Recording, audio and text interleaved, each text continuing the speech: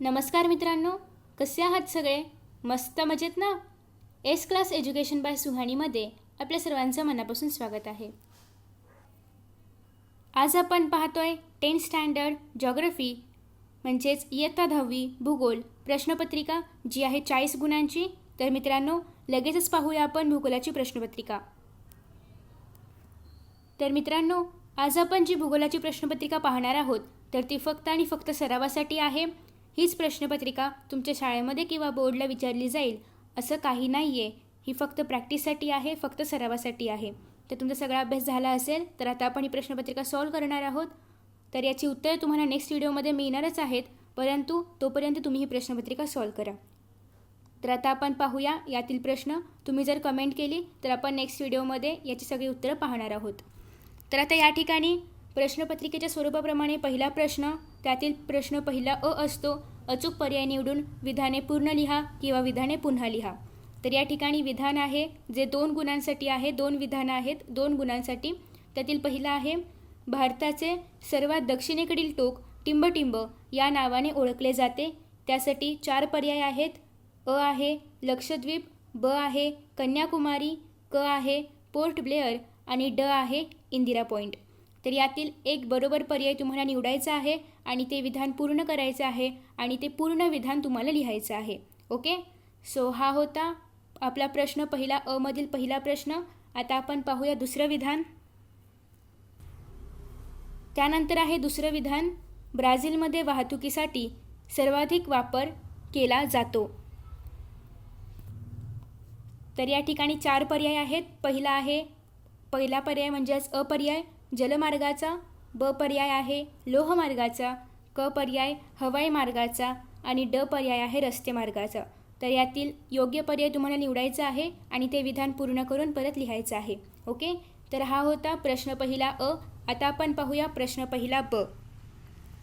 तर या ठिकाणी आहे प्रश्न पहिला ब, ज्यामध्ये आहे अचूक गट ओळखा. 2 गुणांसाठी आहे. यामध्ये 2 गट आहेत.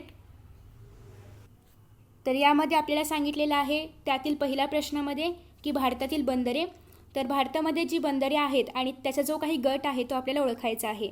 तर पहिला गट आहे ज्यामध्ये बंदरांची नावं आहेत मुंबई, गोवा, कोलकाता. ब गट आहे कोलकाता, मॅनॉस, विटोरिया. क गट आहे चेन्नई, कोचीन, रिओ ग्रांडे. तर हे 3 गट आहेत. तर या 3 गटांमधील एक गट बरोबर आहे जो तुम्हाला लिहायचा आहे. ओके, तर हे होतं त्यातील पहिलं. आता त्यानंतर आहे दुसरं. त्यानंतर दुसरं आहे ब्राझीलमधील प्रमुख विमानतळ. आता यामध्ये पण 3 पर्याय आहेत. त्यातील एक गट बरोबर आहे. तर त्यातील पहिला आहे कुरिटिबा, मुंबई, पुणे. ब आहे रिओ ग्रांडे, त्याच्यानंतर कुइयाबा, पोर्टो अल्गर आणि क मध्ये आहे कॅपो ग्रांडे, पुणे आणि बंगळुरू. तर यापैकी एक गट जो आहे तर तो बरोबर आहे जो तुम्हाला लिहायचा आहे. त्यानंतर आहे प्रश्न दुसरा अ, ज्यामध्ये आहे वेगळा घटक ओळखा. तर आता याला पण 2 गुण आहेत. त्यामध्ये पहिला आणि दुसरं असे 2 प्रश्न आहेत. तर पहिला आहे भारताशेजारील देश. तर यामध्ये 4 ऑप्शन दिलेले आहेत. अ आहे नेपाळ, ब आहे भूतान, क आहे पाकिस्तान आणि ड आहे सुरिनाम. तर या 4 पैकी जो वेगळा घटक आहे तो आपल्याला ओळखायचा आहे. त्यानंतर आहे दुसरं भारतीय वनस्पती. तर यापैकी 3 ज्या आहेत तर त्या भारतीय वनस्पती आहेत आणि एक काहीतरी वेगळं आहे, म्हणजे दुसरी कोणीतरी वनस्पती असेल किंवा भारताव्यतिरिक्त दुसऱ्या कोणीतरी देशातली असेल. तर अ आहे देवदार, ब आहे अंजन, क आहे वड आणि ड आहे आर्किड. तर यापैकी जो वेगळा घटक आहे तो तुम्हाला ओळखायचा आहे, लिहायचा आहे.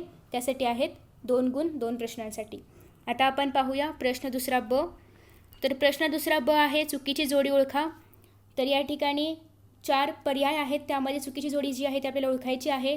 गुण आहेत 2 प्रश्न असणार आहेत. तर त्यातील पहिल्यातील अ आहे भारतातील उत्तर भागात हिमाचल प्रदेश. ब आहे भारतातील पश्चिम भागात राजस्थान. क आहे भारतातील पूर्व भागात महाराष्ट्र. ड आहे भारतातील दक्षिण भागात केरळ. तर यापैकी जे चुकीचं आहे ते ओळखायचं आहे आणि लिहायचं आहे. दुरुस्त करायचं सांगितलेलं नाही आहे, त्यामुळे दुरुस्त करायची गरज नाही आहे. फक्त चुकीची जोडी ओळखून लिहायचं आहे. जर दुरुस्त करा असं असतं तर तुम्हाला दुरुस्त करावं लागेल. ओके, शक्यतो भूगोलामध्ये असं नाही आहे. त्याच्यानंतर आहे दुसरा प्रश्न त्यातीलच, ज्यामध्ये आहे ब्राझीलच्या उत्तर दिशेत शेजारील देश गियाना. त्याच्यानंतर ब आहे ब्राझीलच्या पश्चिम दिशेत शेजारील देश पेरू. त्याच्यानंतर आहे क ब्राझीलच्या दक्षिण दिशेत शेजारील देश अर्जेंटिना. आणि ड आहे भारतातील पूर्व दिशेत शेजारील देश फ्रेंच गियाना. तर यापैकी जे चुकीचं आहे ते तुम्हाला लिहायचं आहे. ओके, आता आपण पाहूया यानंतरचा पुढचा प्रश्न. आता यानंतर आहे प्रश्न तिसरा. फरक स्पष्ट करा. 3 पैकी 2 लिहायचं आहे. गुण 4 आहेत, त्याच्यामुळे प्रत्येकाला 2 गुण असणार आहेत. ओके, तर या ठिकाणी 3 आहेत. एक प्रश्न ऑप्शनला आहे. पहिला आहे भारतातील लिंग गुणोत्तर आणि ब्राझीलमधील लिंग गुणोत्तर. दुसरा आहे भारतातील नैसर्गिक वनप्रकार आणि ब्राझीलमधील नैसर्गिक प्रकार.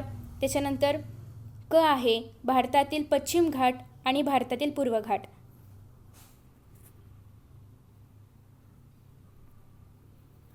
फ्रेंड्स, या ठिकाणी एक मिस्टेक आहे. इथे नैसर्गिक आणि पुढे इथे वनप्रकार पाहिजे. सो नैसर्गिक वनप्रकार, तर ही एक चूक तुम्ही सुधारून घ्यालच. Sorry for that. बट या ठिकाणी दुसरं आहे भारतातील नैसर्गिक वनप्रकार आणि ब्राझीलमधील नैसर्गिक वनप्रकार. ओके, तर अशा प्रकारे हे 3 प्रश्न आहेत. आता आपण पाहूया याच्या पुढचा प्रश्न. ओके, सो हा एक प्रश्न तुम्ही दुरुस्त करून घ्या. आता त्यानंतर प्रश्न चौथा अ जो आहे तर तो नकाशावर आधारित आहे. सो नकाशा आराखड्यात माहिती भरा व सूची तयार करा. कोणतेही 4 तुम्हाला घ्यायचे आहेत, त्यामुळे ते 4 गुणांसाठी आहे आणि प्रत्येकाला 1 गुण आहे. ओके, तर या ठिकाणी आहे भारताच्या नकाशा आराखड्यात पुढील प्राणी त्यांच्या अधिवासानुसार चिन्हांनी व खुणांनी दाखवा.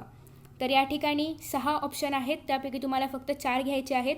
तर पहिलं आहे बंगालचा वाघ, दुसरं आहे सिंह, तिसरं माळढोक, चौथं मगर, 5वं एकशिंगी गेंडा आणि 6वं बारशिंगा. ओके, तर हे तुम्हाला भारताच्या नकाशामध्ये दाखवायचं आहे चिन्हांनी किंवा खुणांनी. कोणतेही 4 तुम्हाला दाखवायचे आहेत. ओके, प्रत्येकाला किती गुण आहे? 1 गुण आहे. आता यामधील ब आपण पाहूया. प्रश्न चौथा ब. आता यानंतर आहे प्रश्न चौथा ब. पुढे दिलेल्या नकाशाचे वाचन करून त्याखाली दिलेल्या प्रश्नांची उत्तरे लिहा. 5 पैकी 4 प्रश्न तुम्हाला सोडवायचे आहेत. 4 जणांची उत्तरं लिहायची आहेत. गुण आहेत 4, प्रत्येकाला गुण आहे 1. तर आधी आपण नकाशा पाहूया आणि मग आपण प्रश्न वाचन करूया. तर या ठिकाणी तुम्ही नकाशा पाहू शकता. या नकाशावर आधारित 5 प्रश्न आहेत, त्यापैकी 4 प्रश्नांची उत्तरं तुम्हाला लिहायची आहेत. तर हा नकाशा आहे प्रमुख लोहमार्ग व विमानतळ. भारतामधील प्रमुख लोहमार्ग आणि विमानतळाच्या बाबतीतला हा नकाशा आहे. तर तुम्ही नकाशाचा स्क्रीनशॉट काढू शकता. आता आपण पाहूया त्यावर आधारित प्रश्न. आता त्यामधला पहिला प्रश्न आहे वरील नकाशा काय दर्शवतो? तर त्याचं उत्तर तुम्हाला लिहायचं आहे. दुसरं आहे नकाशातील पूर्व किनारपट्टीवरील कोणत्याही 2 विमानतळांची नावे लिहा. तिसरं आहे नकाशात कोणत्या राज्यात लोहमार्ग आढळत नाही. चौथं आहे भारताच्या अतिदक्षिणेकडील रेल्वे स्थानकाचे नाव काय. आणि 5वं आहे मुंबई मंगळुरू दरम्यान असलेले रेल्वे स्थानक कोणते. तर अशा प्रकारे हे 5 प्रश्न आहेत ज्यांची उत्तरं तुम्हाला लिहायची आहेत. त्यापैकी कोणतेही 4 तुम्हाला लिहायचं आहे. 4 गुणांसाठी आहे. आता आपण पाहूया यानंतरचा प्रश्न. यानंतर आहे प्रश्न 5वा जो आहे भौगोलिक कारणे लिहा. 4 दिलेले आहेत, त्यापैकी तुम्हाला 2 लिहायचं आहे. गुण 6 आहेत, म्हणजे प्रत्येकाला 3 गुण आहेत. ओके, तर त्यातील पहिला आहे पाण्याची उपलब्धता हा लोकवस्तीस चालना देणारा प्रमुख घटक आहे. त्याच्यानंतर आहे दुसरं भारत व ब्राझील या दोनही देशांमध्ये मिश्र अर्थव्यवस्था आहे.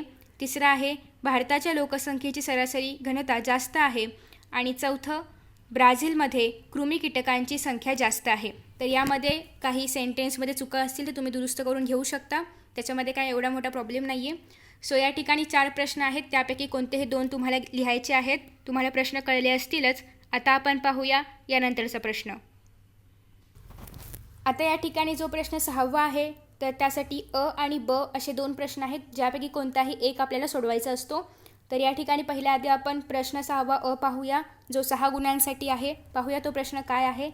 तर दिलेल्या माहितीच्या आधारे आलेख काढा व त्याखालील प्रश्नांची उत्तरे लिहा. तर अशा प्रकारे हा प्रश्न आहे. आता आपण माहिती पाहणार आहोत आणि मग त्याखाली जे प्रश्न विचारले आहेत त्याची पण उत्तरे आपल्याला लिहावी लागणार आहेत. तर पुढील सारणीत भारतातील सरासरी आयुर्मान याची आकडेवारी दिली आहे. ती सांख्यिकीय माहिती वापरून रेषालेख तयार करा व पुढील प्रश्नांची उत्तरे लिहा. तर आता आपण ती सांख्यिकीय माहिती पाहूया, ती सारणी पाहूया. तर या ठिकाणी तुम्ही ती सारणी पाहू शकता. तुम्ही या सारणीचा स्क्रीनशॉट काढू शकता आणि मग आपण त्यापुढे जे काही प्रश्न आहेत ते पाहणार आहोत. तर तुम्ही स्क्रीनशॉट काढला असेल. आता आपण यानंतरचे प्रश्न पाहूया. तर त्याच्यावर आधारित 3 प्रश्न आहेत. पहिला आहे, आधी तुम्हाला आलेख काढायचा आहे, मग या प्रश्नांची उत्तरे लिहायची आहेत. पहिला प्रश्न आहे, 1960 ते 2010 या 50 वर्षांच्या कालावधीत सरासरी आयुर्मान किती वर्ष वाढ झाली आहे? सरासरी आयुर्मानात किती वर्ष वाढ झाली आहे? काही मिस्टेक्स असतील तर त्या तुम्ही दुरुस्त करून घेऊ शकता. दुसरं आहे, दिलेल्या आकडेवारीनुसार कोणत्या दशकातील सरासरी आयुर्मानातील वाढ सर्वाधिक होती? आणि तिसरं आहे, तुम्ही काढलेल्या लेखातील आकडेवारीतील वर्षांतर किती आहे? या ठिकाणी लेखातील नसून आलेखातील आहे. तर तुम्ही काढलेल्या आलेखातील आकडेवारीतील वर्षांतर किती आहे ते तुम्हाला लिहायचं आहे. ओके, तर हा होता पहिला प्रश्न. आता त्याला ऑप्शनला जो दुसरा प्रश्न आहे तो आपण पाहणार आहोत. तर तुम्हाला हा किंवा म्हणजे प्रश्न 6वा अ किंवा प्रश्न 6वा ब या दोघांपैकी एक काहीतरी सोडवायचं आहे. तर या ठिकाणी प्रश्न 6वा ब आहे, पुढील आलेखाचे वाचन करा व त्याखालील प्रश्नांची उत्तरे लिहा. हे देखील 6 गुणांसाठी आहे, दोन्ही सेम आहेत. तर आता आपण आलेख पाहूया. तर तुम्ही या ठिकाणी आलेख पाहू शकता, स्क्रीनशॉट काढून घ्या. आपण पाहूया पुढचे प्रश्न त्याच्यावर आधारित जे विचारलेले आहेत ते.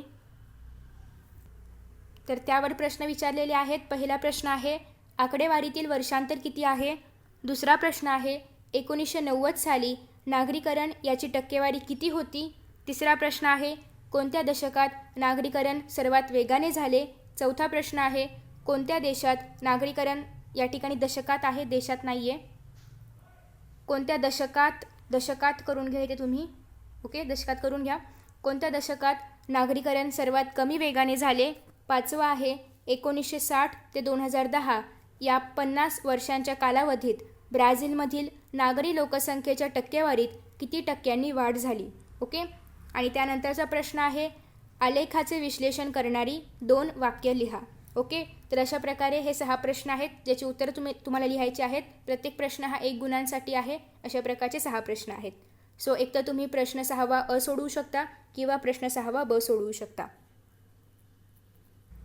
त्याच्यानंतर आहे आपल्या प्रश्नपत्रिकेतील सर्वात शेवटचा प्रश्न जो आहे प्रश्न 7वा. पुढील प्रश्नांची सविस्तर उत्तरे लिहा. ज्यामध्ये आपल्याला 3 प्रश्न या ठिकाणी दिलेले आहेत. त्यात 4 प्रश्न दिलेले आहेत, ज्यातील 2 प्रश्न आपल्याला लिहायचे आहेत. प्रत्येक प्रश्न हा 4 गुणांसाठी आहे, कारण दोघांचे मिळून 8 गुण आहेत.